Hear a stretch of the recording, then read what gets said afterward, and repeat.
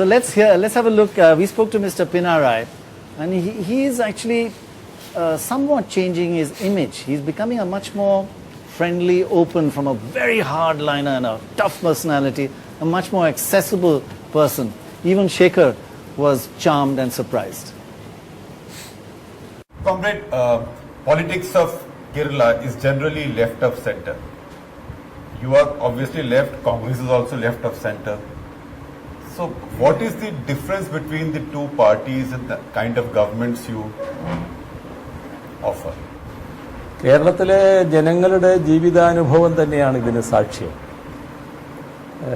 കേരളത്തിൽ മൻമോഹൻ സിംഗിന്റെ ഗവൺമെന്റ് ഉള്ള കാലത്ത് LDFന്റെ ഗവൺമെന്റ് ആയിരുന്നു ഉണ്ടായത്. മൻമോഹൻ സിംഗ് നടപ്പാക്കിയ നവ ഉദാരവൽക്കരണ നയം കേരളത്തിൽ നിയോലിബറലിസം LDF നടപ്പാക്കിയില്ല. അതിന്റെ ഫലമായി കേരളത്തിലെ ജനങ്ങൾ സംതൃപ്തരായിരുന്നു. എന്നാൽ ഉമ്മൻചാണ്ടിയുടെ ഗവൺമെന്റ് വന്നതിന് ശേഷം 2011 മുതൽ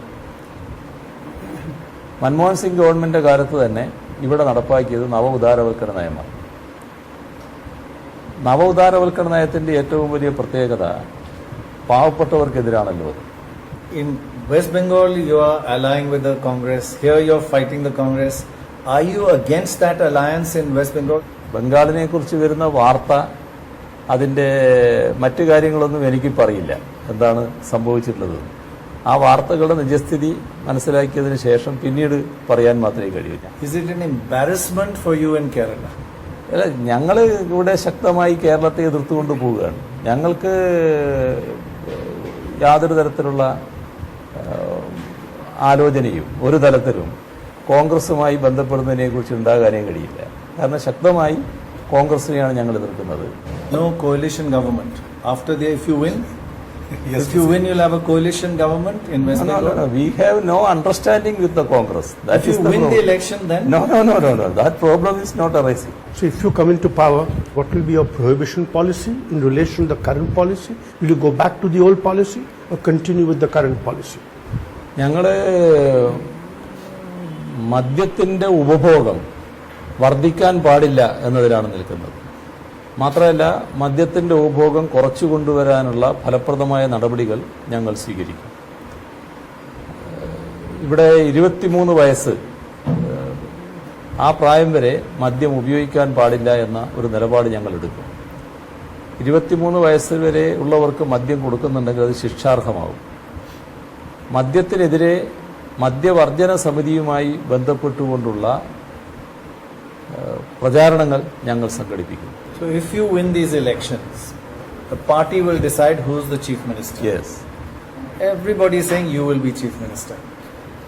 There's one formula that's also doing the rounds, that the Jyoti Basu formula. V.S. Achuthanandan will be for 1 year and then you will be for 4 years. Are you okay with that? If the party decides? അല്ല, ഞാൻ പറഞ്ഞല്ലോ, ആര് chief minister ആകണം എന്ന കാര്യത്തിൽ ഞങ്ങളെ ഇടയിൽ ഒരു തരത്തിലുള്ള ആശയക്കുഴപ്പവും ഉണ്ടാവില്ല. അത് ഇലക്ഷൻ കഴിഞ്ഞാൽ അപ്പം തന്നെ ഞങ്ങൾ തീരുമാനിക്കും. ഒരു പ്രയാസം ഉണ്ടാവില്ല. There is a history of internal dissensions in CPM in Kerala. ഒരു കാലത്ത് ഉണ്ടായിരുന്നു. അത് പാർട്ടിക്കകത്തുള്ള വിഭാഗീയതയുടെ ഭാഗമായിരുന്നു. ആ വിഭാഗീയത ഞങ്ങൾ ഇപ്പോൾ പൂർണ്ണമായിട്ട് പരിഹരിച്ചു കഴിഞ്ഞു. ഇപ്പോൾ പാർട്ടി നല്ല ഐക്യത്തോടെയാണ് പോകുന്നത്. So am I shaking hands with the next chief minister of Kerala? No answer. He can't answer, surely. Sure.